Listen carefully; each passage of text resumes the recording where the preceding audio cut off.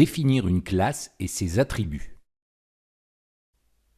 Alors c'est parti, on va ensemble définir votre première classe et ses attributs. Alors on va y aller ici vraiment pas à pas, histoire de bien maîtriser la PO, on va y aller progressivement et on va commencer tout doucement en définissant une classe et ses attributs. Alors je tiens à dire que j'utilise de nouveau Visual Studio Code, j'ai utilisé cette IDE tout au long de ce cursus, donc je continue à l'utiliser. Évidemment, vous pouvez utiliser votre propre IDE, ça ne pose aucun souci. Alors, on va commencer et ici, ce qu'on va faire, c'est créer notre première classe. Alors, une classe, je vous ai dit précédemment que c'est comme un moule. C'est-à-dire que on va, par exemple, créer un moule qui va nous permettre ensuite de créer des gâteaux, par exemple. Un moule à gâteau, on va créer un moule à gâteau, on va le définir. Et ensuite, grâce à ce moule, on va pouvoir créer des objets, c'est-à-dire des gâteaux au chocolat, une charlotte aux fraises, etc. Tout ce qu'on peut imaginer. Donc dans ce cas-ci, ici, je ne vais pas prendre l'exemple de gâteau parce que ce serait un petit peu trop simple. On va prendre tout simplement une voiture. Imaginons que dans un programme, je dois gérer des voitures. On va créer ici une classe qui va nous permettre ensuite de générer des voitures. Alors on va voir comment on peut faire.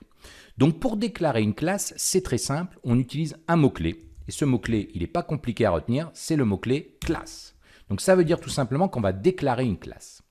Alors cette classe, je vais la nommer. J'ai dit que j'allais créer une classe voiture, je vais la nommer. Alors attention, vous avez l'habitude tout simplement d'utiliser le système, la notation en fait de ce type-là, voiture, et si vous deviez au niveau d'une variable créer une variable ma voiture, vous feriez ma underscore voiture. Les classes, ça fonctionne de façon différente. C'est-à-dire que si je devais créer une classe ma voiture, je ferais tout simplement un M majuscule, un A, et l'espacement, en fait, j'utiliserai ici une lettre majuscule. Donc voilà comment on pourrait déclarer une classe qui se nomme ma voiture ou ma classe, etc. Bon, ici, ça va être un peu plus simple. On va utiliser comme nom de classe la voiture. Donc une voiture, évidemment, ici, pour que ça fonctionne, je mets deux petits points. Voilà, je vais à la ligne.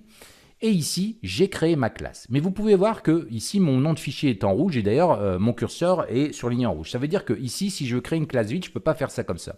Je suis obligé de mettre une instruction qu'il me semble on n'a pas encore vue, mais qui est très simple, qui s'appelle pass.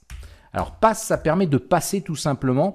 En gros, si vous voulez créer une méthode et que vous ne mettez pas de code à l'intérieur, par exemple, ou une fonction, vous allez voir que ça ne fonctionnera pas, ça vous générera une erreur. Si vous mettez pass, ça veut dire tout simplement pass. Voilà. Donc ça, c'est important de le retenir. Ce qui veut dire qu'à ce stade, j'ai créé ma classe voiture. C'est pas plus compliqué que ça. Vous pouvez voir que pour créer une classe, c'est vraiment simple. Donc je peux le vérifier en faisant un print, par exemple, de ma classe, par exemple voiture. Si je fais ça maintenant que j'enregistre et que j'exécute, on peut voir que j'ai ici en réponse tout simplement classe main voiture. J'ai ici tout simplement l'objet qui est, si j'imprime le type de voiture, c'est tout simplement une classe et c'est main voiture. Bon, évidemment, une classe qui est vide ne sert pas à grand-chose. Donc non, maintenant, ce qu'on va devoir faire, c'est créer des attributs. Alors, des attributs, c'est tout simplement un peu comme les variables. Vous avez vu jusqu'à présent que si vous deviez créer ici une variable concernant une voiture, vous pourriez créer, par exemple, si vous vouliez la marque, vous créeriez tout simplement une marque. Voilà, marque, et vous diriez égale, par exemple, Renault. Voilà. C'est exactement la même chose. En fait, la différence, c'est que une variable, on va dire, qui contient des données dans une classe, se nomme un attribut. Donc ça, retenez-le bien. Mais ça fonctionne exactement de la même manière. Ce qui veut dire que je peux créer un attribut marque qui serait Renault. Je pourrais créer un autre attribut, par exemple, modèle. Et je pourrais dire que c'est une Clio 4, par exemple. Je pourrais créer un autre attribut qui serait par exemple nombre de roues. On va rester dans le simple. Donc je vais faire NB, ici, roues. Voilà. Et je vais dire par exemple qu'il y en a 4. Bon. Je pourrais aussi, par exemple, créer un autre type, par exemple une variable, enfin une attribut qui serait par exemple roulante. Voilà. Donc roulante égale true. Voilà. Bon, voir si elle est roulante ou pas. Voilà, donc c'est une solution. Donc maintenant que j'ai créé tout ça, c'est bien beau. Vous pouvez voir que j'ai créé ici ma classe et certains attributs. Alors, c'est pas plus compliqué que ça, en fait. Ce qu'il faut retenir, c'est qu'on déclare la classe avec son nom, deux petits points. Il faut bien retenir la convention de nommage du nom de la classe. Et ensuite, on va créer ces attributs. Ces attributs, c'est tout simplement les variables de la classe, on va dire tout simplement, et on va les définir. Ce qui veut dire que maintenant, je peux utiliser ma classe voiture pour tout simplement dire voiture, point, et ici par exemple marque.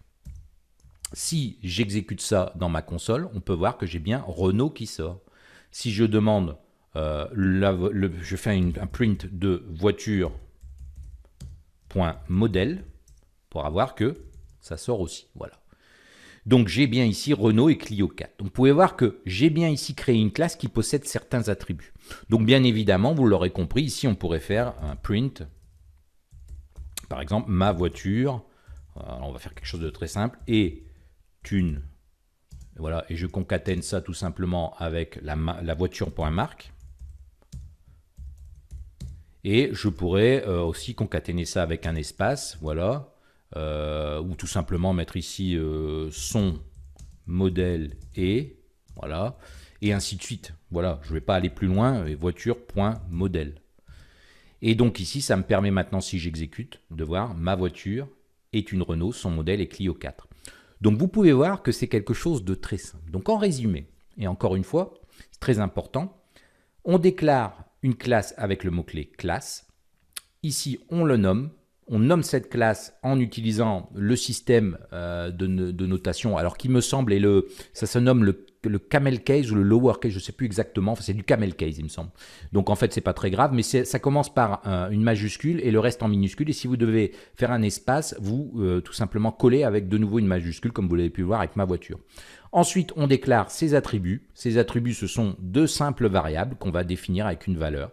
Et ensuite, pour arriver à ces attributs de classe, il me suffit tout simplement d'aller chercher le nom de la classe plus l'attribut et je peux récupérer cette valeur. Donc vous pouvez voir que c'est quelque chose qui est très simple, créer une classe et ses attributs, maintenant vous savez le faire.